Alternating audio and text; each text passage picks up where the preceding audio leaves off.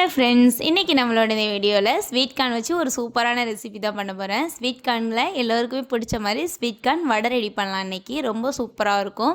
வாங்க இப்போ எப்படி செய்யலாம் அப்படிங்கிறது நம்மளோட வீடியோக்குள்ளே பார்க்கலாம்.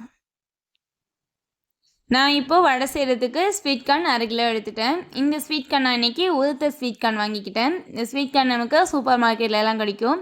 இது போல் கிடைச்சாலும் வாங்கிக்கோங்க. அப்படி இல்லை அப்படின்னா உங்கள்கிட்ட முழுசு ஸ்வீட் கார்ன் இருந்தாலும் இது போல் உதித்து விட்டு எடுத்துக்கலாம். இது வந்துட்டு பச்சை ஸ்வீட் கார்ன் தான். இப்போ நம்ம வடை செய்ய ஸ்டார்ட் பண்ணிக்கலாம். நல்லா வாஷ் பண்ணி எடுத்துட்டேன். இப்போ மிக்ஸி ஜாருக்கு மாற்றி அரைச்சி எடுத்துக்கலாம். கொஞ்சம் கொஞ்சமாக அரைச்சிக்கலாம், ஒரே தடவை எல்லாத்தையும் போட வேணாம். இது போல் கொஞ்சம் கொரனே அரைச்சிக்கணும், ரொம்ப நைஸாக அரைக்க வேணாம். கொரன்னு இருந்தால் தான் நமக்கு சாப்பிடும்போது நல்லாயிருக்கும். இதை ஒரு பவுலுக்கு மாற்றிக்கலாம்.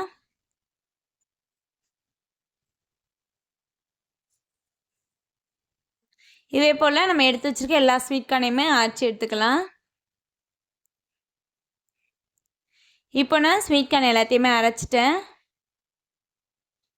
அது கூடவே பொடியாக நறுக்குன்னா ஒரு பெரிய வெங்காயம் சேர்த்துக்கலாம், ஒரு பச்சை மிளகாய் சேர்த்துக்கலாம், ஃப்ரெஷ்ஷான கொத்தமல்லி எல்லாம் அதையும் பொடியாக நறுக்கி சேர்த்துக்கலாம்.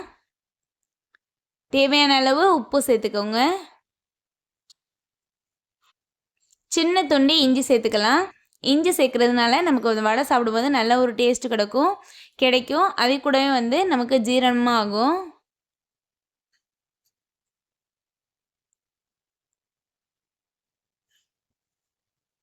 இது போல் இஞ்சியை நம்ம துருவி சேர்த்துக்கலாம்.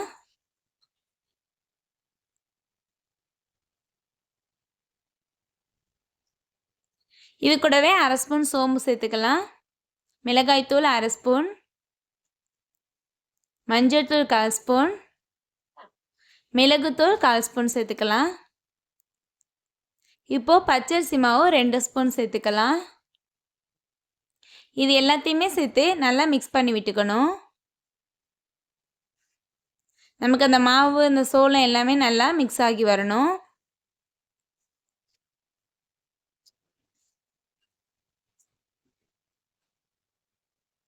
இது போல் நல்லா கையாலே பிசைஞ்சு நல்லா மசிச்சு எடுத்துக்கலாம்.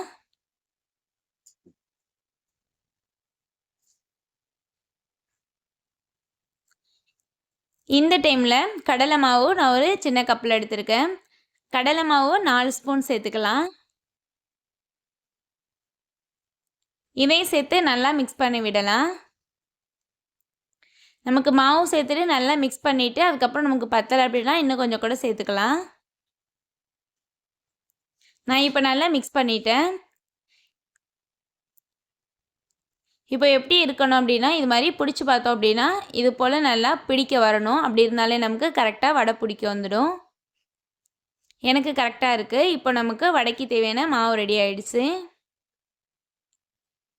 பாத்திரத்தில் எண்ணெய் வச்சுட்டு நல்லா சூடாகணும். நல்லா சூடானதுக்கப்புறம் இப்போ நம்ம வடை தட்டிக்கலாம்.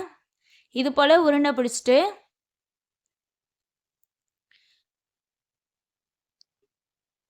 நம்ம பருப்பு வடைக்கு தட்டுற மாதிரி இதோட உள்ளங்கையில் வச்சுட்டு ரொம்ப ப்ரெஸ் பண்ணக்கூடாது. அதாவது நடுவில் ப்ரெஸ் பண்ணாமல் ஓரத்தில் மட்டும் ப்ரெஸ் பண்ணணும். நடுவில் நல்லா பெருசாக இருக்கணும், ஓரத்தில் நல்லா அமுங்கி இருக்கணும். இப்போ நம்ம சூடான எண்ணெயில் போட்டுக்கலாம். நமக்கு போடும்போது எண்ணெய் நல்லா சூடாக இருக்கணும்.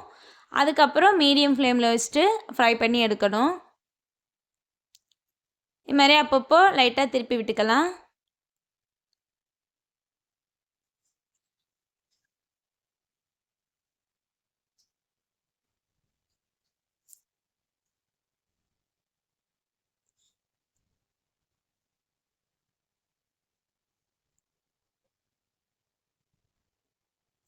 இப்போ நமக்கு நல்லா ஃப்ரை ஆகிடுச்சு. இப்போ எண்ணெயிலேருந்து வெளியே எடுத்துக்கலாம்.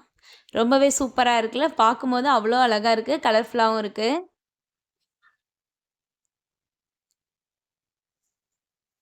இந்த நமக்கு ஸ்வீட் கார்ன் வடை பிள்ளைங்களாம் ரொம்ப விரும்பி சாப்பிடுவாங்க. நமக்குமே ரொம்ப பிடிக்கும், அவ்வளோ டேஸ்ட்டாக இருக்கும். இதுக்கு நமக்கு டொமேட்டோ கெச்சப் வச்சு சாப்பிட்டோம் அப்படின்னா அவ்வளோ டேஸ்ட்டாக இருக்கும். கண்டிப்பாக ட்ரை பண்ணி பாருங்கள், உங்களுக்கு ரொம்ப பிடிக்கும். இந்த வீடியோ யூஸ்ஃபுல்லாக இருந்துச்சுன்னா மறக்காமல் லைக் பண்ணுங்கள், சப்ஸ்கிரைப் பண்ணுங்கள், உங்களோட ஃப்ரெண்ட்ஸ் அண்ட் ஃபேமிலி மெம்பர்ஸ்க்கும் ஷேர் பண்ணுங்கள். நான் இப்போ உங்களுக்கு எப்படி வந்திருக்குன்னு உடச்சி காட்டுறேன். அவ்வளோ சூப்பராக வந்திருக்கு, உள்ள அழகாக அவ்வளோ சாஃப்டாக வந்திருக்கு. டேஸ்ட்டும் வேறு லெவலில் இருக்குது. உங்கள் எல்லாருக்குமே ரொம்ப பிடிக்கும். கண்டிப்பாக ட்ரை பண்ணிவிட்டு எப்படி இருந்துச்சு அப்படின்ட்டு கமெண்ட் பண்ணுங்கள். அடுத்த வீடியோவில் இன்னும் ஒரு சூப்பரான ரெசிபியோடு நான் உங்களை மீட் பண்ணுறேன். தேங்க்யூ, பாய்.